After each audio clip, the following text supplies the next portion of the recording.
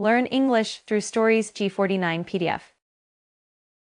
Adapted and modified by Kulwant Singh Sandhu. Contents 1. A Shadow. 2. A Short Essay. 3. Grammar page. 1. A Shadow by R K Narayan. Sambhu demanded, "You must give me 4 annas to see the film tomorrow." His mother was horrified. How could this boy? She had been dreading for 6 months past the arrival of the film. How could people bear to see him on the screen when they knew he was no more? She had had a vague hope that the producers might not release the picture out of consideration for her feelings. And when a procession appeared in the street with tom-tom and band, and with young boys carrying placards and huge colored portraits of her husband, she resolved to go out of town for a while, but it was a desperate and unpractical resolve.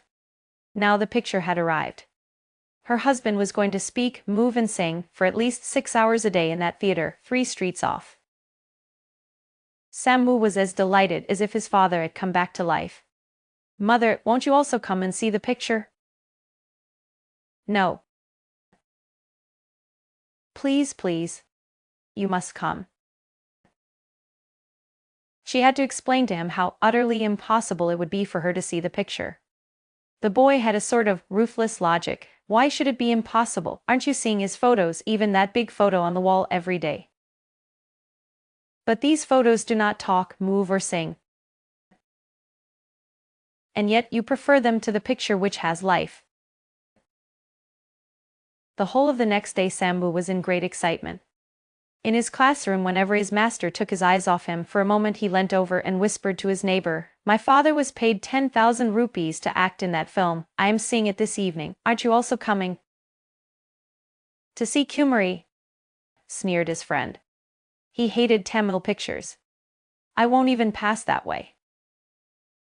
This is not like other Tamil films. My father used to read the story to us every night.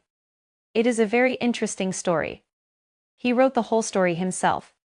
He was paid 10,000 rupees for writing and acting.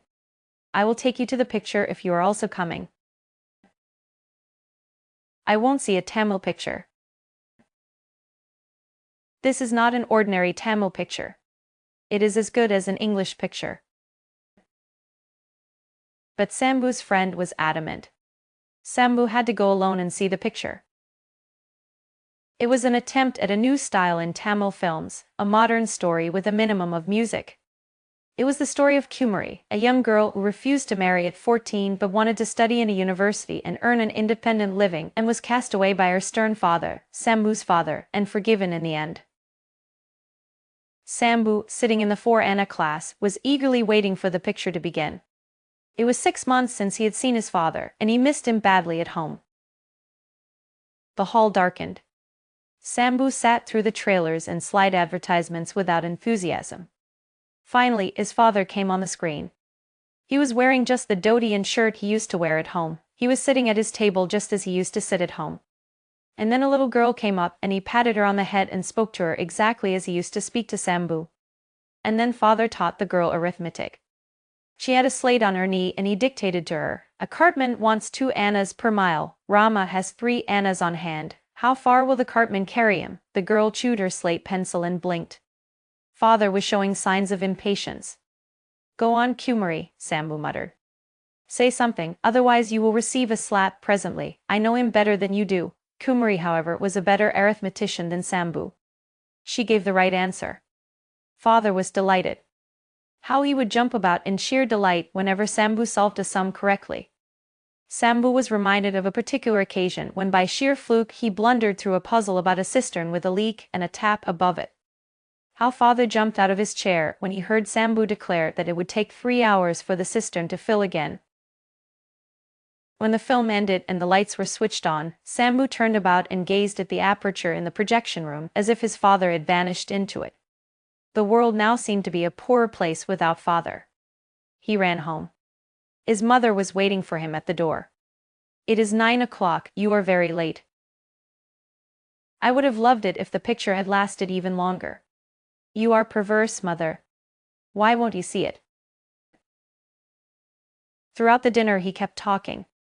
Exactly as father used to sing, exactly as he used to walk, exactly. His mother listened to him in grim silence. Why don't you say something, mother? I have nothing to say. Don't you like the picture? She didn't answer the question. She asked, would you like to go and see the picture again tomorrow?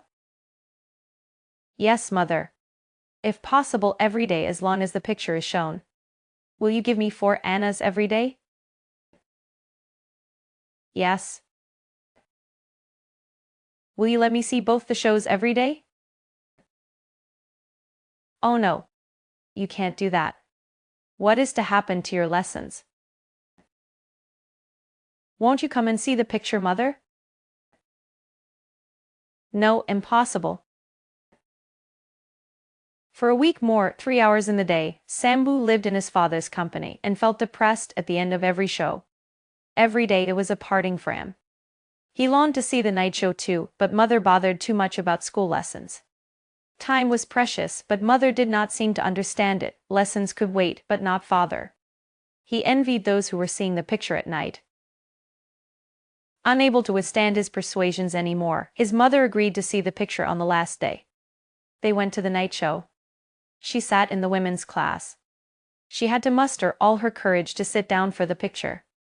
She had a feeling of great relief as long as the slide advertisements and trailer pieces lasted. When the picture began, her heart beat fast. Her husband talking to his wife on the screen, playing with his child, singing, walking, dressing, same clothes, same voice, same anger, same joy. She felt that the whole thing was a piece of cruelty inflicted on her. She shut her eyes several times, but the picture fascinated her. It had the fascination of a thing which is painful. And then came a scene in which he reclined in a chair reading a newspaper. How he would sit absorbed in a newspaper. In their years of married life, how often had she quarreled with him for it? Even on the last day he had sat thus after dinner in his canvas chair with the newspaper before him, she had lost her temper at the sight of it and said, "You and your newspaper, I could as well go and sleep off the rest of the day," and left his company. When she saw him later, he had fallen back in his chair with the sheets of newspaper over his face. This was an unbearable scene. A sob burst from her.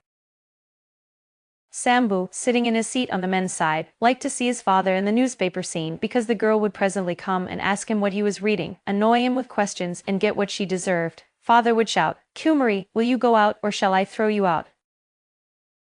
That girl didn't know how to behave with father, and Sambu disliked her intensely. While waiting eagerly the snubbing of the girl, Sambu heard a burst of sobbing in the women's class. Presently there was a scramble of feet and a cry, "Put the lights on, accident to someone." The show was stopped. People went hither and thither. Sambu, cursing this interruption, stood up on a bench to see what the matter was. He saw his mother being lifted from the floor. "That is my mother, is she also dead?" screamed Sambu and jumped over the barrier. He wailed and cried. Someone told him, "She has only fainted, nothing has happened to her, don't make a fuss." They carried her out and laid her in the passage. The lights were put out again, people returned to their seats and the show continued. Mother opened her eyes, sat up and said, "Let us go away." "Yes, mother." He fetched a jutka and helped her into it. As he was climbing into it himself, from the darkened hall a familiar voice said, "Kumari, will you go out or shall I throw you out?" Sambu's heart became heavy and he burst into tears. He was affected both by his mother's breakdown and by the feeling that this was the final parting from his father. They were changing the picture next day. 2. Free university education. Over recent years, more and more people have been attending university, and arguments have persisted as to whether students should pay for this privilege or not. Although there are convincing arguments on both sides, I strongly believe that it should be free. One argument put forward in favor of charging students is that education is becoming more expensive to fund as universities grow in size. Consequently, making students pay may maintain standards and ensure the quality of the teaching. In addition, it is argued that most students benefit from university in terms of higher paid jobs, so it is fair that they pay for at least some of the cost, especially given that the majority of students attending university are from the middle classes. Last but not least, in many countries, there is a shortage of people to do manual jobs such as plumbing and carpentry, so making university more expensive may encourage people to take up these jobs. However, there are a number of arguments in favor of making university education free for all. Firstly, it will encourage more people to attend, and this will benefit society. This is because it will lead to a more productive and educated workforce. Research has generally shown that those countries that have a better educated population via university have higher levels of innovation and productivity. In addition, there is the issue of equality of opportunity. If all students are required to pay, those on a low income may be dissuaded from attending, thus making it unfair.